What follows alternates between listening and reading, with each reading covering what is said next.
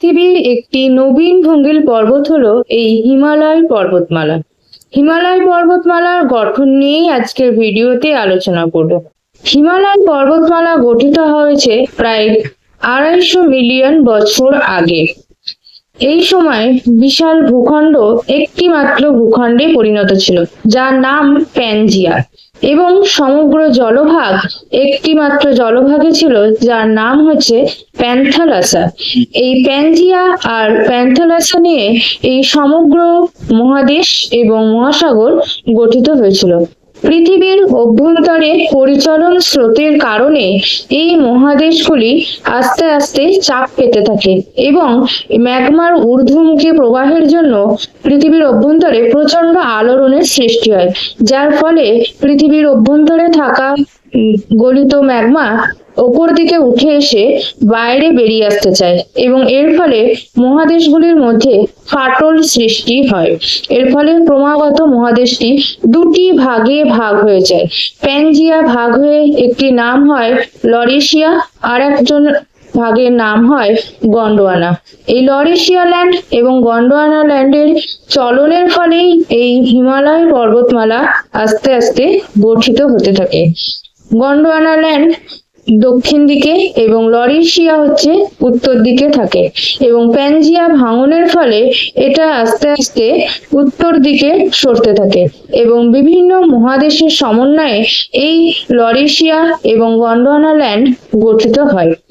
Laurasia land এবং Gondwana land পরস্পরের অভিমুখে অগ্রসর হওয়ার ফলে দুটো প্লেটের মধ্যে সংঘর্ষের সৃষ্টি হয়। একটা হচ্ছে ভারতীয় পাত আর একটা হচ্ছে ইউরেশিয়ান পাত। ভারতীয় পাত আর ইউরেশিয়ান পাতের সংঘর্ষের ফলে প্রায় 50 মিলিয়ন বছর আগে সৃষ্টি হয় এই বিশাল হিমালয় পর্বতমালা। এই হিমালয় পর্বতমালা উৎপত্তি লাভ বর্তমানে এখনো কিন্তু চলছে। প্রায় বছরে 5 সেমি হারে উচ্চতা বৃদ্ধি করে চলেছে। এই হিমালয় পর্বতমালা ভারতীয়দের কাছে একটি আশীর্বাদ স্বরূপ। ভারতের ঐতিহাসিক এবং ভৌগোলিক ক্ষেত্রে হিমালয় পর্বতমালার গুরুত্ব অপরিসীম। সাইবেরিয়ার শীতল বাতাস থেকে হিমালয় পর্বতমালা যেমন রক্ষা করে, তেমনি বহিঃশত্রুর আক্রমণ থেকেও রক্ষা করে এই হিমালয় পর্বতমালা। অন্যদিকে বঙ্গোপসাগর থেকে আগত জলীয় বাষ্প এই হিমালয় পর্বতমালায় বাধাপ্রাপ্ত হয়ে সমগ্র ভারতে বৃষ্টিপাত ঘটায়, যার ফলে ভারত একটি নদীমাতৃক দেশে পরিণত হয়েছে। তাই বলা যায় যে হিমালয় পর্বতমালার গুরুত্ব এই ভারতবাসীর প্রত্যেকটা যে বিষয়ের ওপর অত্যন্ত গুরুত্বপূর্ণ। হিমালয়ানস ফরমেশন প্রায় 225 মিলিয়ন বছর আগে প্যালিওজোইকের শেষ এবং মেসোজোইকের শুরুর মাঝামাঝি সময়ে মহাদেশ বিদ্যমান ছিল, যার নাম প্যানজিয়া। এই প্যানজিয়া ভাঙন ধরে।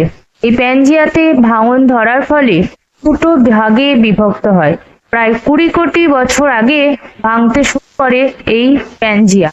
এটা দুটো ভাগে ভাগ হয়। একটা গন্ডোয়ানা ল্যান্ড। এই গন্ডোয়ানা ল্যান্ড হচ্ছে দক্ষিণ গোলার্ধে বিদ্যমান একটি বৃহৎ মহাদেশ, যার মধ্যে ছিল আধুনিক আন্টার্কটিকা, ভারত, অস্ট্রেলিয়া, দক্ষিণ আমেরিকা এবং আফ্রিকা। লরেশিয়া, যেটা প্রায় 20 কোটি বছর আগে উত্তর গোলার্ধ ভেঙে যাওয়ার আগে একটি বৃহৎ মহাদেশ ছিল, যা আধুনিক উত্তর আমেরিকা, ইউরোপ, এশিয়া মহাদেশ নিয়ে গঠিত। গন্ডোয়ানা ল্যান্ড আর লরেশিয়া এই দুটো খণ্ডের মাঝখানে একটি সাগর ছিল। এই সাগরটার নাম হচ্ছে তেথিস সাগর। এটি পূর্ব পশ্চিম দিকে প্রবাহিত সমুদ্র। হিমালয় পর্বতমালার গঠন হলো বিশ্বের সবচেয়ে নবীন পর্বত শৃঙ্খল।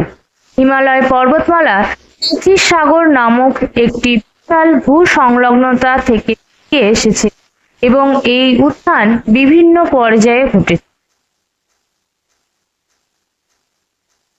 লরেশিয়া এবং গন্ডোয়ানা ল্যান্ডের মাঝখানে ছিল এই তেথিস নামে সাগর।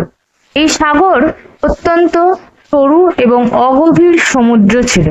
এখানে সমস্ত কিছুই কন্টিনেন্টাল দ্বীপ থিওরিতে ব্যাখ্যা করা হয়েছে। তেথিস সাগরে অনেক নদী প্রবাহিত হয়েছিল, যেগুলো হিমালয়ের চেয়েও প্রাচীন ছিল। এই নদীগুলি পলি এনে তেথিস সাগরের তলদেশে জমা করত। ভারতীয় প্লেটের উত্তরমুখী গতির কারণে এই পলিগুলি শক্তিশালী সংকোচনের শিকার হয়েছিল। এর ফলে পলিগুলি ভাঁজ হয়ে গিয়েছে। এই প্রক্রিয়াটি ব্যাখ্যা করার জন্য প্রায়শই উদ্ধৃত একটি তথ্য হলো যে মাউন্ট এভারেস্টের চূড়াটি এই প্রাচীন সমুদ্রের সামুদ্রিক চুনাপাথর দিয়ে তৈরি। অর্থাৎ তেথিস সাগরের যে অস্তিত্ব ছিল সেটা আমরা বুঝতে পারি মাউন্ট এভারেস্টের চূড়ায় প্রাপ্ত কিছু নমুনা থেকে।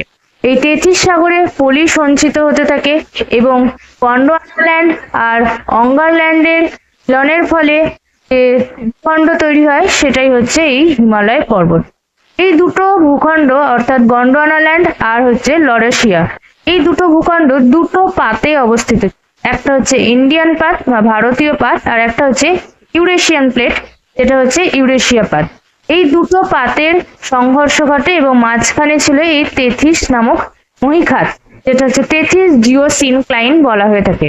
এই তেথিস নামক মহীখাতে পলিরাশি সঞ্চিত থাকে এবং যখন ভারতীয় পাত প্রবেশ করতে থাকে ইউরেশিয়া পাত ওপরের দিকে উঠে যায়। এখানে ছবির মাধ্যমে ভালো করে দেখা আছে যে দেখতে পাচ্ছ যে ইউরেশিয়ান পাত এটা, আর একটা হচ্ছে ভারতীয় পাত। এই ভারতীয় পাত তলায় প্রবেশ করে এবং ইউরেশিয়া পাতটা ওপরে উঠে যায়। এর ফলে এই মাঝখান বরাবর অঞ্চল যেটা আছে এখানে তেথিস সাগর ছিল বা তেথিস মহীখাত। এখানে সঞ্চিত পলিরাশিগুলি ভাঁজপ্রাপ্ত হয়ে ওপরে উঠে হিমালয় পর্বতমালা গঠন।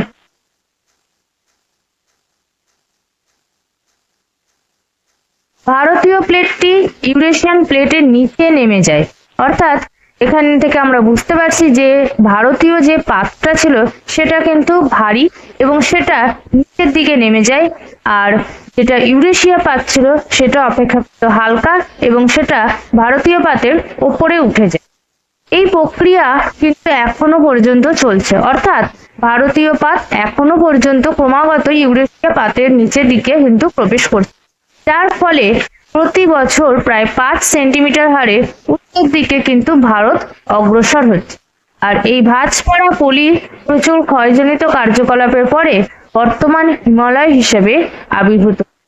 ইউরেশিয়ান প্লেটের দক্ষিণ অংশের উত্থানের ফলে তিব্বত মালভূমি হয়েছিল। এখান থেকে প্রবাহিত নদীগুলির দ্বারা বয়ে আনা পলিগুলি একত্রীকরণের ফলে সিন্ধু গাঙ্গেয় সমভূমি তৈরি হয়েছে। দক্ষিণে হিমালয়ের বাঁকা আকৃতির কারণ হলো ভারতীয় উপদ্বীপের উত্তরমুখী প্রবাহের সময় এর দুই প্রান্তে সর্বাধিক ধাক্কা। হিমালয় পর্বতের গঠনের পর্যায় সমূহ। এই হিমালয় পর্বত প্রায় 6টা পর্যায়ে গঠিত হয়েছে। প্রথম পর্যায় শুরু হয় 10 কোটি বছর আগে, তৃতীয় পর্যায় 71 মিলিয়ন বছর আগে, তৃতীয় পর্যায় দ্রাস আগ্নেয়গিরির চাপ, চতুর্থ পর্যায়ে বৃহত্তর হিমালয় উত্থিত হয়েছিল, পঞ্চম পর্যায়ে ছোট হিমালয় উত্থান এবং ষষ্ঠ পর্যায়ে শিবালিক পর্বতমালার উত্থান ঘটে। প্রথম পর্যায়ে 10 কোটি বছর আগে ক্রিটাসিয়াস যুগে ভারতীয় প্লেট পুনর্মিলন হটস্পটের উপরে 10 ডিগ্রি দক্ষিণ থেকে 40 ডিগ্রি দক্ষিণে অবস্থিত। প্লেটের গতিবেগ তার ভরবেগ অর্জন করে যখন এটি বিশ্বরেখার কাছাকাছি ছিল এবং প্যালিওসিনের শেষের দিকে তেথিসে চাপ শুরু হয়, অর্থাৎ হিমালয় পর্বতমালা যে শুরু হবে অর্থাৎ উত্থান হবে, এটা কিন্তু প্রথম তেথিস মহীখাতে একটি চাপ শুরু হয়। এটা প্রায় 10 কোটি বছর আগে এই ঘটনাটা ঘটতে থাকে। তৃতীয় পর্যায়ে এই ঘটনাটা ঘটে প্রায় 71 মিলিয়ন বছর আগে। হিমালয়ের ওরোজেনেসিস প্রায় 71 মিলিয়ন বছর আগে শুরু হয়। ওরোজেনেসিস বলতে গিরিজনী আলোড়ন, অর্থাৎ গন্ডোয়ানাল্যান্ডের মহাদেশীয় অংশ সহ প্লেটটি পূর্ব দিকে সরতে থাকে এবং আরাবল্লী সিরিজের সমন্বয়ে গঠিত শক্ত উত্তর পশ্চিমাঞ্চলীয় প্ল্যাঙ্কগুলি ইউরেশিয়ার সাথে সংঘর্ষে লিপ্ত হয়। তিব্বতীয় মালভূমি এবং ভারতীয় পাতটির সংঘর্ষের যে রেখা, সেই রেখাকে বলা হয় টেকটোনিক ফল্ট লাইন। প্লেটটি যখন নিচের দিকে নামতে শুরু করে তখন তিব্বতের নিচে ভূত্বকের দ্বিগুণতা তাদেরকে প্রায় 60 কিলোমিটার পুরুত্বের একটি মালভূমিতে উন্নত। এর দক্ষিণে সম্মুখভাগ বরাবর মুরি দ্বীপ তৈরি হয়েছিল এবং আরো দক্ষিণে শিওয়ালিক দ্বীপ তৈরি হয়েছিল। তৃতীয় পর্যায়, এই পর্যায়ে দ্রাস আগ্নেয়গিরির চাপ সৃষ্টি, অর্থাৎ অলিগোসিনের সময় দ্রাস আগ্নেয়গিরি অঞ্চল তৈরি হয়েছিল এবং 33 ভূত্বকে ধারাবাহিকভাবে আগ্নেয়গিরির অগ্ন্যুৎপাত ঘটেছে। প্লেটটি ঘড়ির বিপরীতে ঘূর্ণন শুরু করেছে, মানে পৃথিবীর অভ্যন্তরে পরিচলন স্রোত সৃষ্টি হয়। এই পরিচলন স্রোত পাশাপাশি বিপরীত দিকে ঘুরতে থাকে, আবার পরিচলন স্রোত একই অভিমুখে ঘুরতে থাকে। মানে দুটি প্লেট, এই দিকে একটা আছে ইউরেশিয়ান প্লেট আর একটা হচ্ছে ভারতীয় প্লেট।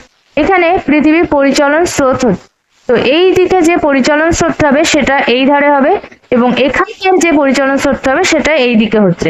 তার ফলে এই প্লেটটা নিচের দিকে নামতে থাকবে ইন্ডিয়ান প্লেট এবং ইউরেশিয়ান প্লেটটাও এই দিকে এগোতে থাকবে এবং মাঝখানে এসে একটা সংঘর্ষের সৃষ্টি। এর ফলে এই সংঘর্ষময় এলাকায় একটা ফাটল তৈরি হবে এবং নিচে যেহেতু ভূ অভ্যন্তরে পরিচলন স্রোতের কারণে ম্যাগমার একটি ঊর্ধ্বমুখী প্রবাহ থাকবে, তাই এই এলাকা বরাবর কিন্তু লাভা নির্গত হতে থাকবে। এর ফলে আগ্নেয়গিরির চাপ সৃষ্টি হয়। এই 3 নম্বর পর্যায়ে আগ্নেয়গিরির অগ্ন্যুৎগমন হতে শুরু। এরপর হচ্ছে চতুর্থ পর্যায়ে, যখন কিনা বৃহত্তর হিমালয় উত্থিত হয়েছে। এই ঘূর্ণন অব্যাহত ছিল, মানে পরিচলন স্রোতটা অব্যাহত ছিল এবং বৃহৎ সংকোচনের ফলে মুড়ির পলিতে একটি বড় ধাক্কা তৈরি হয়েছে।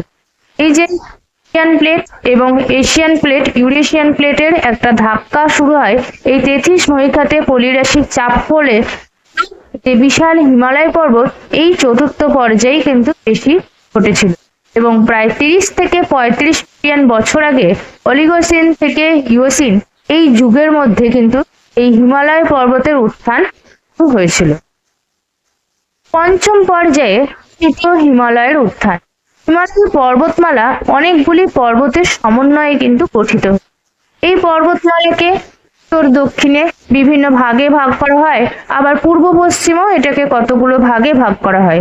পঞ্চম পর্যায়ে হিমালয়ের চারপাশে যে ছোট ছোট পাহাড়গুলো আছে সেগুলো গঠিত হয়েছে, অর্থাৎ শিয়ালিকের অগ্রভাগে পলি জমা হচ্ছিল এবং প্লেটে আরো নড়াচড়ার ফলে মায়োসিনের সময় হিমালয়ের উত্থান ঘটে। মায়োসিন হচ্ছে একটি যুগের নাম। তো এই সময় বৃহত্তর ও ক্ষুদ্র হিমালয়কে পৃথক করে এবং যে সংকোচনমূলক থ্রাস্ট লাইন ধরে ছোট হিমালয়গুলি উত্থিত হয়েছিল তাকে বলা হয় বাউন্ডারি লাইন বলা হয়। অর্থাৎ হিমালয়ের একদম বাইরের দিকের প্রান্তে যে সমস্ত ছোট ছোট পাহাড় দ্বারা একটি বাউন্ডারি তৈরি হয়েছে, এই বাউন্ডারি হিমালয়ের অংশ তৈরি হয়েছিল কিন্তু এই মায়োসিন থেকে ইওসিন সময়ের মধ্যে।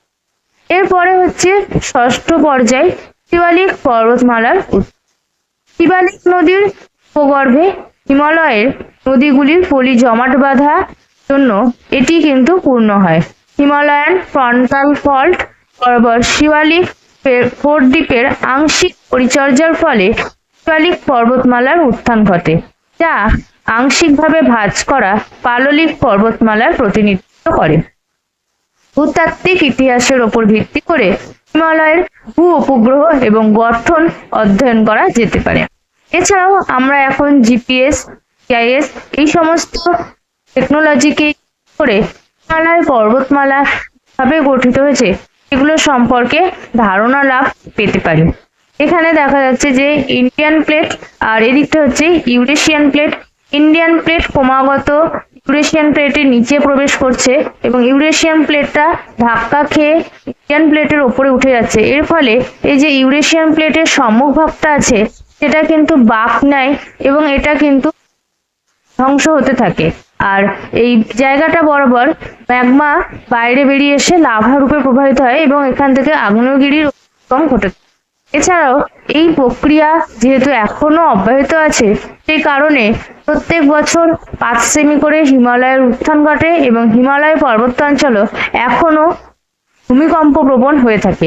এই এরিয়াটা হচ্ছে নেপালের এরিয়া, আর এই জায়গাটায় আছে ইউরেশিয়ান প্লেট, তিব্বত মালভূমি এই জায়গাটায় গঠন লাভ করেছে। এইভাবে হিমালয় পর্বতমালা ভাঁজপ্রাপ্ত হয়ে এখনো গঠিত হয়ে চলেছে বলে হিমালয় পর্বতমালাকে বলা হয় নবীন ভঙ্গিল পর্বতমালা। তো আজকের ভিডিওতে আলোচনা করলাম হিমালয় পর্বতমালার গঠন নিয়ে। আজকের ভিডিওটা এই পর্যন্তই, দেখা হচ্ছে পরবর্তী কোনো ভিডিও।